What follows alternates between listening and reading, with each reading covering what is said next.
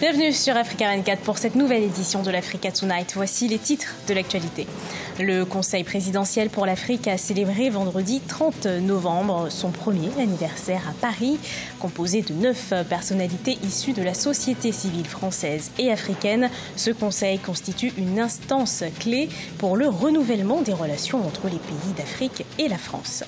En Ouganda, le gouvernement élabore une nouvelle politique industrielle. Elle a pour objectif de renforcer le développement du secteur. Les autorités souhaitent amener à 30% la contribution de l'industrie dans l'économie nationale. Et puis, c'est officiel, le Cameroun n'organisera pas la Coupe d'Afrique des Nations 2019. Le comité exécutif a rendu sa décision finale ce 30 novembre. Les rapports des dernières missions d'inspection effectuées dans le pays ne lui ont pas été favorables. Le Conseil présidentiel pour l'Afrique a célébré ses 1 an ce vendredi 30 novembre 2018. À cette occasion, des personnalités issues de la société civile africaine et française se sont réunies à Paris. Elles ont rencontré des étudiants français et africains. L'objectif, établir un premier bilan de l'année écoulée pour ouvrir de nouvelles perspectives à ce partenariat. Au centre des échanges, des discours, des tables rondes et des débats sur la nouvelle relation que le président français Emmanuel Macron compte développer avec les pays africains. Écoutons à ce propos Jules Armand Agnambossou, coordinateur du Conseil présidentiel pour l'Afrique. Ce n'est pas le CPA que nous célébrons, ni une énième tentative présumée de la France de recycler les vieux et amers schémas paternalistes, passéistes, au profit d'un colonialisme 3.0. Non, ce que nous célébrons à travers l'événement de cet après-midi, c'est le renouveau des relations entre la France et les pays d'Afrique. Et ce renouveau, il s'incarne, nous en avons vu quelques extraits tout à l'heure, dans le discours fondateur de Ouaga, qui constitue le cadre non seulement des missions et actions du CPA, mais au-delà du Conseil présidentiel pour l'Afrique, Rémi Rioux, le directeur général de l'AFD, l'a rappelé tout à l'heure, la feuille de route de nombre d'institutions qui concourent à la politique extérieure de la France en Afrique. Au Sénégal, plusieurs milliers de personnes ont manifesté ce 29 novembre. À moins de 3 mois du premier tour, ils réclament une élection présidentielle transparente. Cette manifestation était organisée par le Front de résistance nationale. Reportage de notre correspondant El Hadji Ndiaye. L'opposition sénégalaise renoue avec les marches de protestation. Jeudi 29 novembre 2018, c'est à l'initiative du Front national de résistance que de nombreux sympathisants ont battu une nouvelle fois le macadam. Le manque d'informations sur le fichier électoral de l'élection présidentielle 2019 constitue l'une de leurs principales revendications. Macky Sall qui invite la classe politique pour une élection présidentielle avec un fichier piégé, avec un processus électoral piégé. Comment un candidat à la candidature, le président de la République Macky Sall, peut-il être le seul à disposer du bon fichier électoral? De la place de la Nation jusqu'au rond-point de la radio-télévision sénégalaise, ils ont démontré leur mécontentement. Ils veulent entre autres la participation des candidatures de Karim Wade et de Khalifa Sall à l'élection présidentielle prévue en février 2019. Khalifa Sall et Karim Wade ne participeront pas à l'élection. Macky Sall, lui, il ne participera pas à l'élection présidentielle de 2019. Pour poursuivre leurs revendications, l'opposition promet également d'assiéger le ministère de l'Intérieur le 6 décembre 2018. Stimuler sa croissance et réduire son déficit commercial, c'est l'objectif que se donne le gouvernement ougandais à travers la mise en place d'une nouvelle politique nationale. Pour atteindre ces objectifs pour le secteur, le gouvernement souhaite augmenter le financement du secteur industriel. Les précisions de Neile Claude Bessa.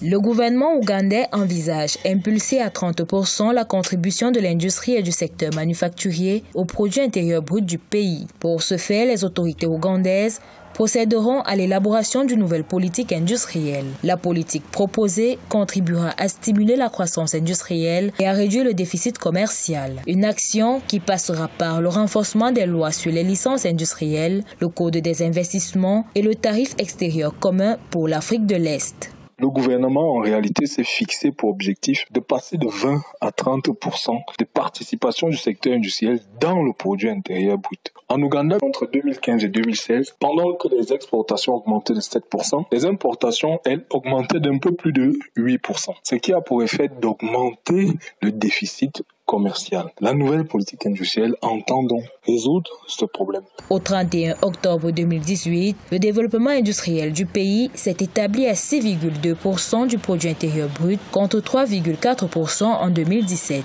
Pour atteindre ces objectifs dans le secteur, le gouvernement souhaite augmenter le financement du secteur industriel afin de promouvoir les compétences de la main-d'œuvre et de soutenir les petites et moyennes entreprises. L'impact attendu à travers la nouvelle politique industrielle est le développement de l'agro-industrie, parce que cela permettra aux populations de s'approvisionner localement et à faible coût. Selon des représentants du gouvernement, la politique industrielle sera prête pour un examen par le cabinet du ministère du Commerce, de l'Industrie et des Coopératives en janvier 2019. Fronde sociale au Burkina Faso, 3 semaines après l'augmentation du prix à la pompe. Les syndicats mettent à exécution leur menace de grève ce 29 novembre. Ils qualifient de mesure grave et injustifiée l'augmentation de 75 francs CFA du litre du prix de carburant. Reportage de notre correspondant Jean-Paul Ouedraogo. Au Burkina Faso, la Fronde sociale a aussi pour élément de grief la hausse récente de 75 francs CFA le litre du prix du carburant. La mesure prise le 8 novembre 2018 par le gouvernement suscite la colère des syndicats. Ce jeudi 29 novembre, à l'appel de la coalition contre la vie chère CCVC, de nombreux travailleurs ont battu le pavé pour exiger du gouvernement un retour aux tarifs d'avant l'augmentation. Nous sommes sortis pour marquer notre ras-le-bol et demander non seulement la baisse du prix immédiat du carburant, et demander à ce que le gouvernement puisse prendre conscience car le peuple burkinabé souffre et souffre toujours, souffre encore. 75 francs sur le litre, c'est pas petit. Et en plus de carburant qu'on met régulièrement, il y a le coût donc des rarés, le coût donc de la vie qui va augmenter. Parce qu'il y a déjà donc quelques transporteurs qui ont augmenté donc le coût du transport. Une mesure grave et injustifiée selon les syndicats qui ont fustigé certains ministres du gouvernement qu'ils accusent d'avoir voulu étouffer la mobilisation. Le gouvernement préfère assommer les Burkinabés par une multitude de taxes et d'impôts, alors que de grosses entreprises privées, notamment les compagnies d'exploitation minière, pillent nos richesses et bénéficient en plus de largesses fiscales scandaleuses, injustifiables. Rappelons que cette journée de protestation est soutenue par une grève de 24 heures. La coalition, en cas d'insatisfaction, prévoit d'entreprendre de nouvelles actions. C'est officiel, le Cameroun n'organisera pas la Coupe d'Afrique des Nations 2019. La commission d'organisation de la CAN 2019 a étudié les rapports des missions d'inspection effectuées dans le pays et les conclusions ne sont pas favorables. Le comité exécutif de la CAF a donné sa décision définitive ce 30 novembre. Le pays n'accueillera pas la compétition. Il s'agira de la première CAN à 24 de l'histoire.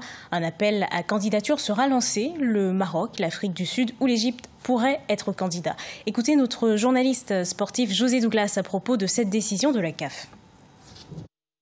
La CAF a pris cette décision donc au détriment effectivement du Cameroun. Ce sont les supporters camerounais qui doivent être déçus parce qu'ils attendaient justement cette grande fête du football chez eux l'année prochaine. Alors bien entendu, il y a eu 4 visites d'experts, des experts qui ont été diligentés par la CAF. Et la dernière visite, il semblerait que les contrôles étaient positifs. Alors donc on a du mal à comprendre pourquoi la CAF a pris cette décision. Alors il fallait aussi qu'il y ait toutes les conditions adéquates pour permettre aussi aux pays qui organisent d'accepter d'accueillir les joueurs. Alors peut-être aussi les hôtels ont fait défaut au Cameroun. Quoi d'autre? Peut-être aussi des infrastructures sportives, parce qu'il fallait aussi créer d'autres terrains de football pour permettre aux 24 équipes de s'entraîner.